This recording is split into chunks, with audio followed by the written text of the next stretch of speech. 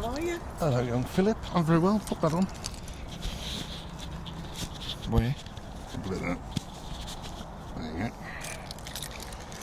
go. Right. Number 13. Number 13, but not for long. All right. See, no one bought this because it was number 13, so I rang my little chum at the council. Is that true? Well, one of the reasons, yeah. Rang my little chum at the council, said, what do I do? You renumbered at a pub for us when we did flats. Can we renumber a house if it's 13? And she said, yeah, 200 quid. So by this time next week, it'll be 11A, because that's 11. Top tip. We've just finished one in Halsey, went up for sale on Thursday. We've already had 4 viewings, and one of them's booked a second viewing. Come on into this, step inside to a country cottage. Ooh. Oh, it's a pity we haven't got aroma vision. It's clean. Yeah, it's just old, isn't it? Yeah. So you've got new windows throughout, and it will enhance your energy certificate as well. Oh yeah, yeah, definitely. So what is? Can you remember what the energy certificate, what it's certified for at the moment? To be honest, we haven't paid much attention because we're going to do everything anyway. May even put solar panels on the roof. We'll see. The aim will be to bring it up to a C. I suspect it's going to be a D at the moment, D or an E. So C is going to be the new minimum for letting, isn't it? C? It is, yeah, yeah. And will you refurb this and turn it on? Yeah, yeah. We won't keep this. We're not keeping any of the new ones we buy now. All right.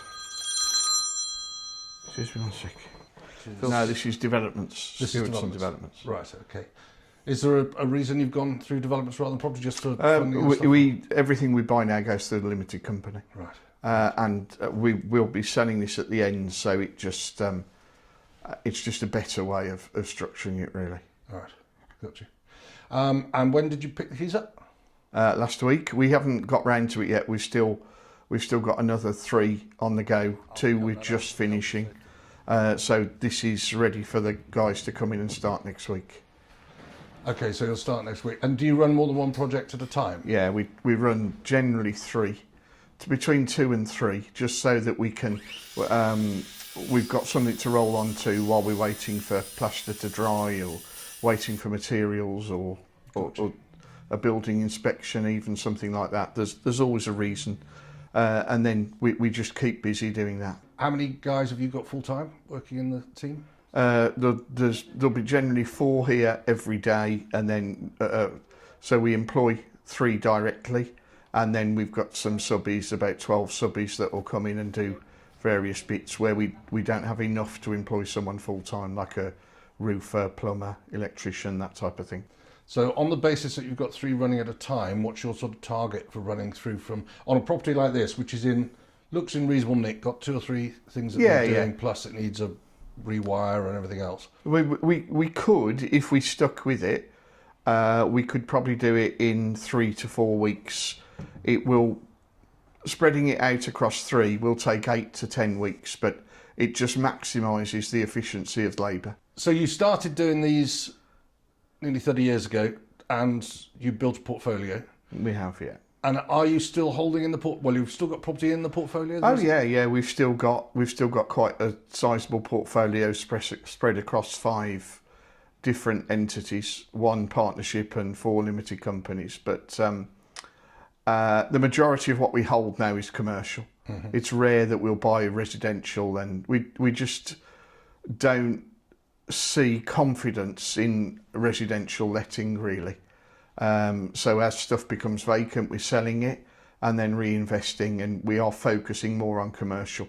But commercial are much harder to find, so in between commercial jobs, which are generally a lot bigger, we drop onto things like this. Obviously you could buy smaller commercial, but generally the lot size is going to be bigger as well. Yeah, so. The lot size is going to be bigger, going to be more work, and a much slower process from the point of view of planning, Generally, we will look to buy something commercial, redevelop it totally. So that's quite a slow process with architects, planning, that type of thing. Why do you think the letting market isn't particularly reliable at the moment? Well, the government have no interest in doing anything to help private landlords, and if anything, are just putting obstacles in the way. That they want us out, basically.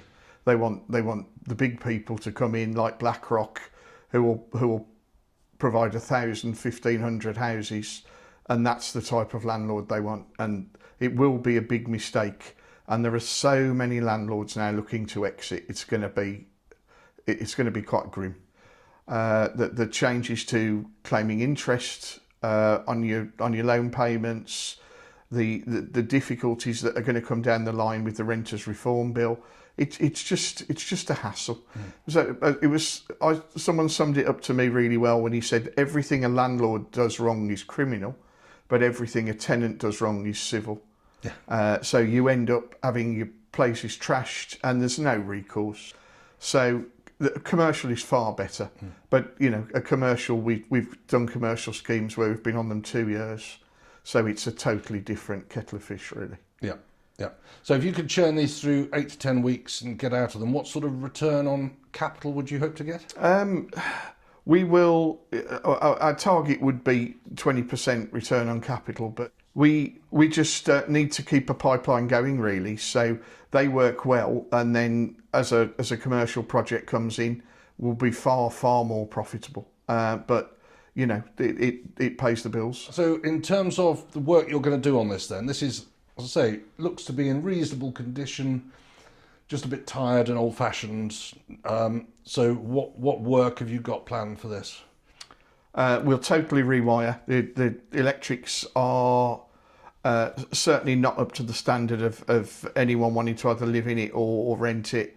We'll lose all the warm air heating stuff, new kitchen, new bathroom, new windows, total redecoration.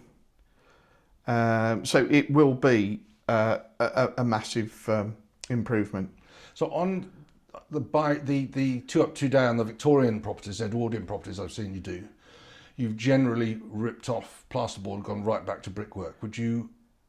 This is going to be stud interior walling? Yeah, and this will be cavity.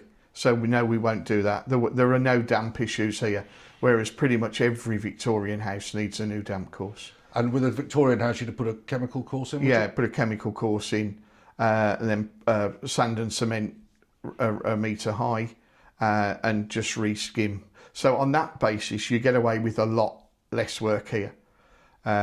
These are solid floors as well, so you've got no issues with beams that are rotten or whatever. I'd much rather 60s onwards, a refurb is so much easier. 1960s build, rather. Right, okay. And there's still a margin there in terms of, I suppose at the end of the day, the majority of people haven't got the skill set or the contacts to be able to do it on budget and know what to do and what's important to do. Yeah, but I mean, there was a market for a lot of people to buy things like this, live in it as it is and do it up gradually. That's a little more difficult now with lending, in that they're probably better off because of the deposit they need and then funding the refurb. They're better off waiting till it's done, borrowing 90% of the refurbished price than 90% of the price we've bought at, but then they need 50, 60 grand to spend on it. Yeah. So what's ballpark for the purchase on this? Just so we get an idea of what market you're in. This was... Or your sell price, if you'd rather just say so. Yeah, it will sell at just over 300. Right. Okay, well, dependent on confidentialities, we might be able to have a look at some figures at the end of it. Yeah, cool. And see where we go. Great. Well, thanks, Philip, for no problem at all. Thanks for coming. And if you are interested in following us on this project, then just like and subscribe, and we will hope to see you at the next one. Okay, lovely. Thank you, Mark.